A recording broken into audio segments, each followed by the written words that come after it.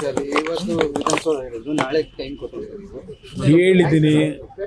ನಾಳೆ ನಾನು ಏನು ಸಮಯ ಕೊಟ್ಟಿದ್ದೆ, ರೈತರ ಜೊತೆಯಲ್ಲೇ ಕೂತು ಚರ್ಚೆ ಮಾಡೋಕ್ಕೆ ಹೋಗ್ತೀನಿ. ಬಂದರೆ ಅವರು ಬರ್ಬೋದು. ಹೇಳಿದ್ದೀನಿ, ರಿಕ್ವೆಸ್ಟ್ ಮಾಡಿದ್ದೀನಿ. ಬಂದರೆ ಒಳ್ಳೆಯದು. ಇದು ಸ್ಮೂತಾಗಿ ಆಗಬೇಕು.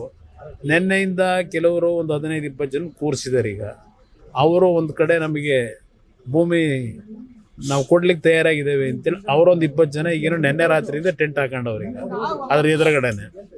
ಅದು ನನಗೆ ಗೊತ್ತಾಗ್ತದೆಲ್ಲ, ಅರ್ಥ ಆಗ್ತದೆ. ಇನ್ನು ಯಾವ ಕಾರಣಕ್ಕೋಸ್ಕರ ಇವೆಲ್ಲ ಒಳಗಡೆ ನಡೀತಿದೆ, ಅದರ ಬ್ಯಾಕ್ಗ್ರೌಂಡ್ ಏನು ಎಲ್ಲ ನಾನು ಅರ್ಥ ಮಾಡ್ಕೊಂಡಿದ್ದೀನಿ. ಇಲ್ಲಿ ನನ್ನ ಪ್ರಶ್ನೆ, ಇಲ್ಲಿ ಶಿವಕುಮಾರ್ ಅವರ ಈ ರಾಜ್ಯದ ಮುಖ್ಯಮಂತ್ರಿಗಳ ವಿರುದ್ಧ ನನ್ನ ಹೋರಾಟ ಅಲ್ಲ ಇದು. ಇಲ್ಲಿ ರೈತರು ಒಂದು ಬಾರಿ ನನ್ನ ಹತ್ರ ಬಂದು ರಿಕ್ವೆಸ್ಟ್ ಏನು ಮಾಡಿದ್ರು, ಈಗ ಒಂದು 7 ತಿಂಗಳಿದ್ದೆ.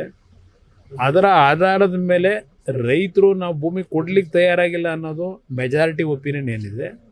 ಅವರ ಹೋರಾಟ 450-470 ದಿವಸ ಆಗೋಗಿದೆ. ಈಗ ಅವರ ಒಂದು ಅಹವಾಲಿಗೋಸ್ಕರವಾಗಿ ನಾನು ಇದಕ್ಕೆ ಇಂಟರ್ಫಿಯರ್ ಆಗಿದ್ದೀನಿ. ನಾನು ಪರವೂ ಇಲ್ಲ, ವಿರೋಧವೂ ಇಲ್ಲ, ರೈತರ ಪರವಾಗಿದ್ದೀನಿ. ರೈತರು ಕೊಡ್ಲಿಕ್ಕೆ ತಯಾರಾಗಿಲ್ಲ ಅನ್ನೋದು ಮೆಜಾರಿಟಿ ಒಪಿನಿಯನ್. ಅದರಿಂದ ಇದರಲ್ಲಿ ಪ್ರತಿಷ್ಠೆ ಇಲ್ಲ ಅನ್ನೋದು ನಾನು ಪದೇ ಪದೇ ಹೇಳ್ತಾ ಇದ್ದೀನಿ.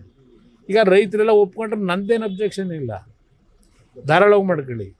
ಆದರೆ ಬಲವಂತ ಮಾಡಿ ರೈತರುಗಳನ್ನು ಬೇರೆ ಬೇರೆ ರೀತಿ ನೀವು ಅವ್ರನ್ನ ಎದುರಿಸ್ತಕ್ಕಂಥದ್ದಕ್ಕೆ ಹೋದ್ರೆ ಉಪಯೋಗ ಬರೋದಿಲ್ಲ.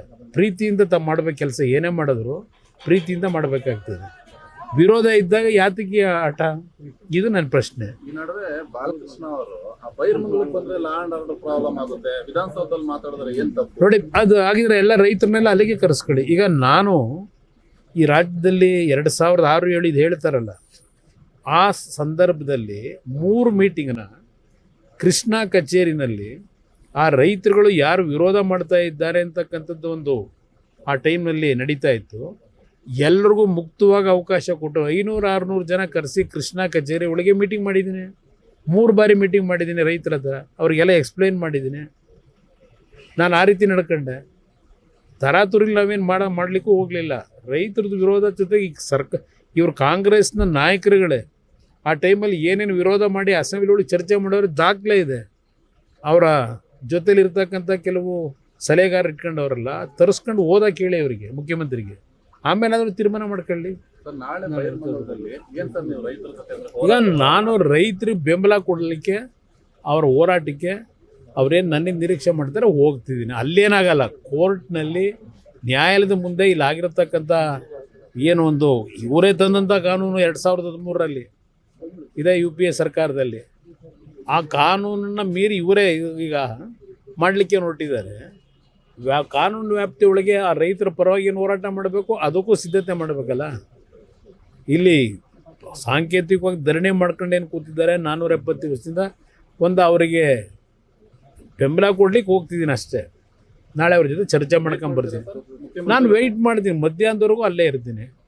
ಬಂದು ಅವ್ರು ಕೂತ್ಕೊಂಡು ಸುಗಮವಾಗಿ ಮಾಡ್ಕೊಂಡ್ರೆ ನಂದೇನು ಅಬ್ಜೆಕ್ಷನ್ ಇಲ್ಲ. ರೈತರೆಲ್ಲ ಒಪ್ಕೊಳ್ಳೋದಾದ್ರೆ ನಾಳೆ ಗಲಾಟೆ ಮಾಡೋಕೆ ಹೋಗ್ತಾ ಇದ್ದೀವಿ. ಅಲ್ಲಿ ಗಲಾಟೆ ಮಾಡ್ಸೋಕೆ ಕೊಟ್ಟಿರೋದು ಅವರಿಗೆ 144 ಸೆಕ್ಷನ್ ಹಾಕೋದಕ್ಕೆ ನನ್ನ ಅಭಿಪ್ರಾಯದಲ್ಲಿ.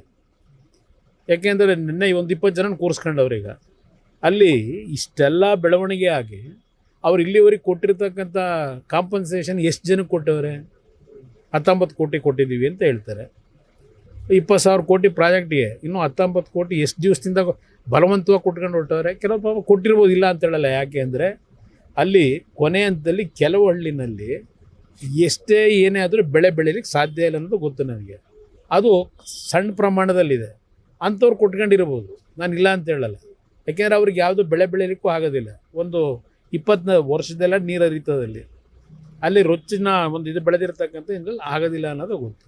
ಹಾಗಂತೇಳಿ ಎಲ್ಲರ ಮೇಲೂ ಗದಾಪ್ರಾಯ ಮಾಡೋದ್ರಾಗುತ್ತಾ? ಜನ ಒಪ್ಕೊಂಡು ಕೊಟ್ಟರೆ ನಂದೇನು ಅಬ್ಜೆಕ್ಷನ್ನು? ಪ್ರೋಗ್ರಾಮ್ ಮಾಡಿ ನಾನೊಬ್ಬ ರಾಜ್ಯದ ಮುಖ್ಯಮಂತ್ರಿಯಾಗಿ ಕೆಲಸ ಮಾಡೋದವನಿಗೆ ಇಲ್ಲಿ ರಾಜಕೀಯಕ್ಕೋಸ್ಕರವಾಗಿ ಅಭಿವೃದ್ಧಿ ತಡಿಬೇಕು ಅಂತ ಹೇಳ್ತೀನ? ಬೆಂಗಳೂರು ನಗರದಲ್ಲಿ ಇಷ್ಟೆಲ್ಲ ಅನಾಹುತಗಳಾಗ್ತಾ ಇದೆ. ಇಷ್ಟೆಲ್ಲ ಇದ್ದು ಇಲ್ಲಿ ನೀವು ಸರಿಪಡಿಸ್ಲಿಕ್ಕೆ ಹೋಗಿದೆ, ಮತ್ತು ಇನ್ನೊಂದು ನಗರ ಸೃಷ್ಟಿ ಮಾಡ್ತೀವಿ ಅಂತ ಹೋದರೆ